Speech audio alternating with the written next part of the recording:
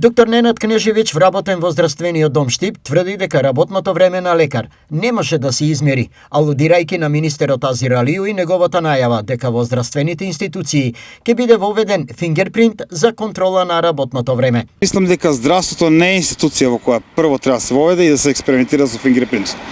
Нашата работа е пред се флексибилна и ние не сме, например, некоја разузнавачка служба да влагаме со фингерпринтна работа, така да тоа е една као да поаѓаме од крајот, као да ги решаваме од репот проблемите, така да мислам дека фингерпринтот може би е добра идеја, меѓутоа здравството дефинитивно е можда последна институција во која, не прва во која треба се воведе фингерпринт. Според доктор Кнежевич, ова нема да функционира како што е замислено од следниве причини. Па нема да функционира со нашето работно време е фиксно, меѓутоа сепак во пракса е флексибилно.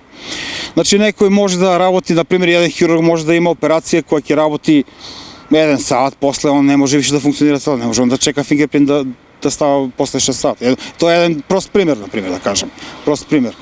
А има милион примери за. Спорно за нашиот соговорник е и времето кога се објавува контролата на лекарите. Зошто министерот баш во овој момент кога треба беше најавено покачување од 5 до 7% не се најавува тоа покачување, зашто баш во овој момент се прозиваат лекарите и за фингерпринтеви и за некои плати, не знам за тоа, значи нека министерот едноставно каже колку основна плата на лекар општа пракса. Вчера министерот за здравство Азир Алију, а претходно и премиерот Христијан Мицкоски потенцираа злоупотреби на работното време од страна на лекари во јавното здравство.